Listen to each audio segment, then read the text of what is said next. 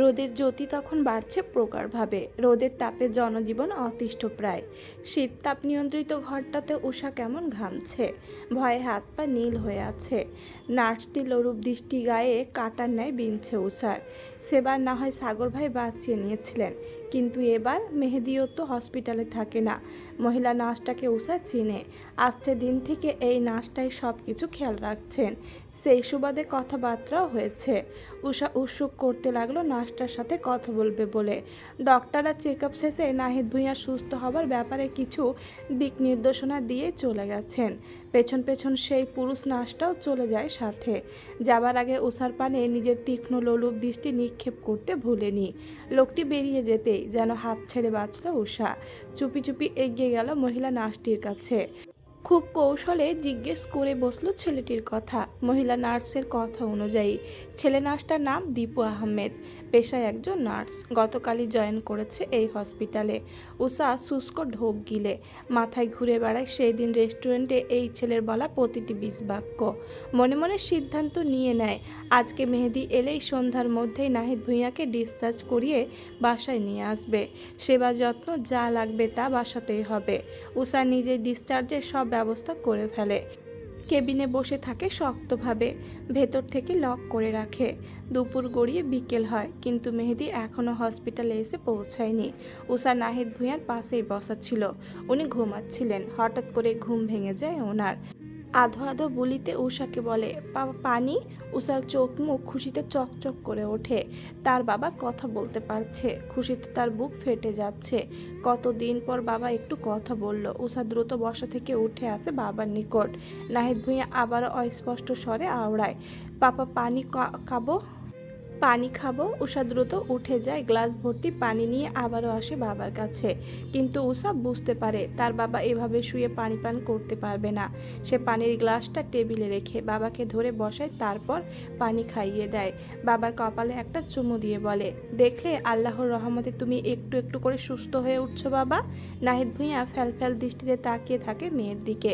তারপর আবারও অস্পষ্ট স্বরে আওড়ায়, আমার বাবু। উষা বুঝে তার বাবা কার কথা জিজ্ঞেস করছে। উচ্ছ্বাস জেগে ওঠা চোখে মুখে আমাবস্যার ন্যায় আধার নেমে আসে মেয়েটার। সবাই বলে বিপদে আপদে উষার পাশে আছে। আসলেই কেউ নেই। আমাকে নিয়ে যদি সবাই ভাবতো, তাহলে যে মানুষটা গত 5টা বছর আমাকে কষ্ট দিয়ে এসেছে তাকে নিয়ে মাতামাতি করতো না। নিজের বাবাও দেখো, নিজের মেয়ের চিন্তা না করে ভাতিজার চিন্তা করে। হতাশ শ্বাস ফেলে উষা। বাবার কাছে এগিয়ে গিয়ে মাথায় হাত রাখে। তনধ্যই নাহিদ ভূঁইয়া আবারও বলেন, আমার আমার বাসা, আমার বাসা, ভাইয়া ভাইয়া, আমার বাসা, আমার বাসা, ভাই ভাই। উষা বুঝতে পারে বাবা ভূঁইয়া বাড়ি আর নিজের ভাইয়ের কথা জিজ্ঞেস করছে। বাবার মাথায় হাত বুলিয়ে দিতে দিতে বলে, ভেবো না আব্বু, আমি বড় আব্বু আর চাচুকে খবর পাঠাবো তোমাকে এসে দেখে যেতে। আজকে আমরা বাসায় ফিরবো। মেহেদি এলে তুমি একটু শান্ত হও। নাহিদ ভূঁইয়া শান্ত হলেন না, পূর্বের থেকেও দ্বিগুণ অস্থির হয়ে মাথা নাড়াতে লাগলেন। চোখে মুখে আতঙ্ক, ভয় নিয়ে বললেন, না না, আমার বাসা বাসা, না না, আমার বাসা বাসা। আর কিছু বলার আগে দরজার লক করার শব্দ ভেসে এলো। উষার কপালে ভাঁজ পড়ে। অজানা ভয় মন গ্রাস করে নেয়। মেহেদি এখনও এলো না। তার উপরে ওই নার্স। বাবার দেখাশোনা পুরুষ নার্সই করেন।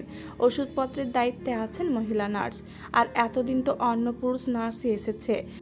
তবে আজকে যখন এই ছেলেকে ডক্টর রুমে নিয়ে এসেছে, তার মানে সেই দেখাশোনা করবে। উষা ভয়ে গুটিয়ে যায়। একে তো অসুস্থ বাবা, পাশে কেউ নেই। ওই চরিত্রহীনটা যদি আসে তখন। উষার ভাবনার মধ্যে দরজায় ধাক্কানোর শব্দ তীব্র হয়। উষা শুকনো ঢোক গিলে এগিয়ে যায় সেদিকে। গলা উঁচিয়ে জিজ্ঞেস করে, কে? আমি মেহেদি। দরজা লক করা কেন? দরজা খোল। উষা দ্রুত দরজা খুলে দেয়। দরজা খুলতেই হুড়মুড় করে ঘরে প্রবেশ করে মেহেদি। আঙ্কেলকে নাকি আজকেই বাসায় নিয়ে যাবি? আর 2টা দিন রাখলে ভালো হতো না? উষা বিচলিত হয়। নিজের আতঙ্কটুকু লুকিয়ে বলে, বাবা থাকতে চাইছেন না। বাসাতেই প্রপার কেয়ার করা যায়, আমার জন্য সুবিধা হয়, তাই চলে যেতে চাচ্ছি। এদিকে মেহেদিকে নিজের মেয়ের সাথে দেখে মেজাজ বিগড়ে যায় নাহিদ ভূঁইয়ার। যাও যাও, বের হও, যাও বের হও। মেহেদি কপাল গুটিয়ে নেয়, বুঝতে পারে সে আশাতেই এমন করছে, কিন্তু মনে কিছু নেয় না ছেলেটা। মুখে কথা ফুটেছে এই অনেক। ব্রেন স্ট্রোকের রোগীদের কি মাথা ঠিক থাকে? চেতন ফিরলেই এমনিতেই কাছে টেনে নেবেন বলে বিশ্বাস মেহেদির। মেহেদি আর থাকতে চাইল না।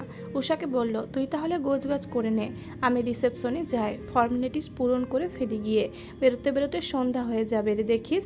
কথা শেষ করে মেহেদি বেরিয়ে পড়ে। সাগর সেই যে রেগে মেগে বাড়ি থেকে বের হয়েছে, আর ফেরেনি। সন্ধ্যা প্রায়, অথচ ছেলেটা দেখা নেই। লিপি বেগম ফোনও করলেন কয়েকবার, ছেলেকে না পেয়ে অবশেষে নেহাল আর গালিবকেও কল দিল, কিন্তু ওরাও তার ব্যাপারে কিছুই জানে না। সিজান ভূঁইয়াকে নির্লিপ্ত থাকতে দেখে যেন লিপি বেগমের রাগটা আরও বেড়ে গেল। ছেলেটার সাথে সব সময় এমন না করলেও তো পারেন, এমনিতেই মন মেজাজ ঠিক নেই। বাবা হিসেবে এখন ওকে পুরো সাপোর্ট দেওয়া উচিত আপনার, আর আপনি হাত পা গুটিয়ে ঘরে বসে আছেন। তো আমি কি করব? মেয়েটা গিয়েছে, ভালোই হয়েছে। একটা শিক্ষা তোমার ছেলের হওয়া উচিত ছিল, আর সেটাই হচ্ছে। মানুষকে এত তুচ্ছ তাচ্ছিল্য করতে হয় না।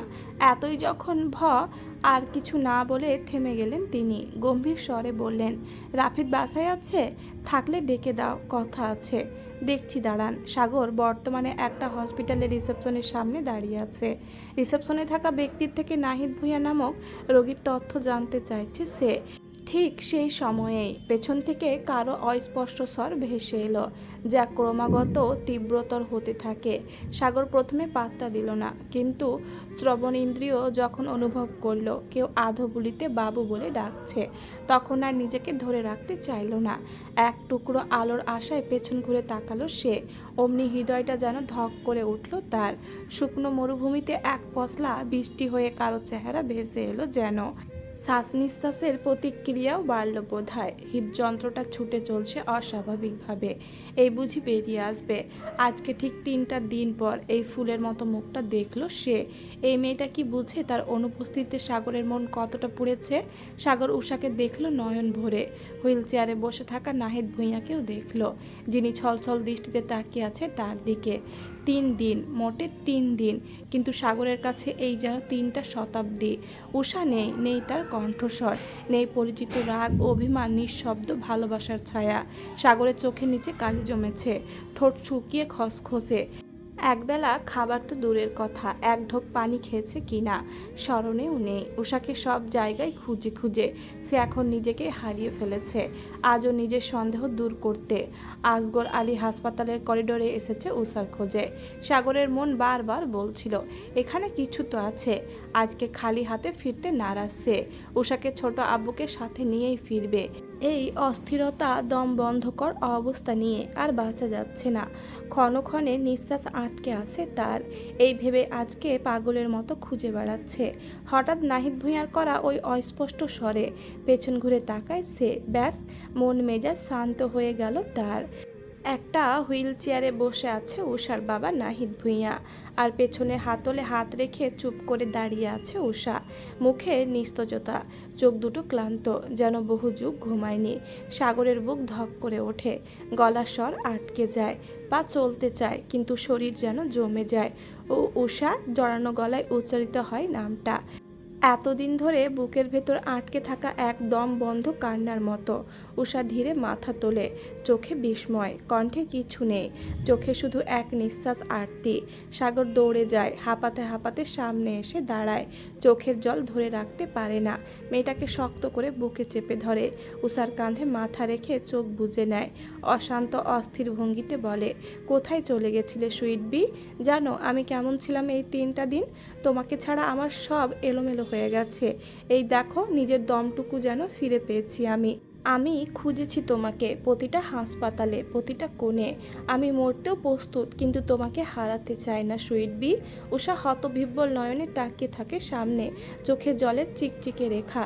ইচ্ছে করছে এক ধাক্কায় সাগরকে দূরে সরিয়ে দিতে, কিন্তু সাগরের শক্তির সাথে পারল না। আর সাগরের বলা প্রতিটা শব্দই বুকে আঘাত করছে তার। বারবার কানে বাজছে, আমি মরতেও প্রস্তুত, কিন্তু তোমাকে হারাতে চাই না। কি ছিল সাগরের এই এই বাক্যে উষা জানে না, কিন্তু উষার মন গলল না এত আহাজারিতে। উষার ভাবনার মধ্যে সাগর উষার কাঁধে এলো পাথারি চুমু দিতে থাকে। সামনে যে নাহিদ ভূঁইয়া আছে, আশেপাশে এত মানুষ আছে, তা যেন ভুলে গেল সাগর। সাগর এবার চোখ তুলে চায় সামনে। হতবাক হতবিহ্বল হয়ে থাকা মেহেদিকে দেখে যেন রাগের পারদ হুড়হুড় করে বাড়ে। সাগর রক্তচক্ষু নিয়ে দেখে মেহেদিকে, পরপর নিজের ধারালো তীক্ষ্ণ স্বরে আওড়ায়, তোকে আমি ছাড়বো না রে মেহেদি। তুই কি ভেবেছিস মিথ্যে বলে আমার নাকের ডগা দিয়ে পার পেয়ে যাবি? যেই মুখ দিয়ে মিথ্যে বলেছিস সেই মুখের এমন হাল করব যে। সাগর চোখ রাঙিয়ে ঘাড় বাঁকিয়ে আবারও বলে, দেখ মেহেদি, তোকে আমি ছোটবেলা থেকে চিনি, কিন্তু এখন যদি তোকে বলি তোর মুখের ওই নিখুঁত দাঁতগুলো গুনে গুনে একটার পর একটা তুলে ফেলতে আমার 3 সেকেন্ডও লাগবে না। মেহেদি কাপা গলায় বলে, ভাই আমি কিছু করি নাই। সাগর উষাকে সেইভাবে ধরে রেখে আবারও হিসিয়ে বলে, তোকে একটা এমন কফিন গিফট করব যেটা তোর মাপ দেখে বানানো হবে। একটু থেমে সাগর আবারও বলে, আর যদি একবার আবার বলিস যে আমি কিছু করিনি, কসম করে বলছি তোকে এমন জোরে আলিঙ্গন দিব পেছনে থাকা তোর স্পাইন নিজেই আমাকে ফোন করে বলবে, ভাই ছাড়েন প্লিজ।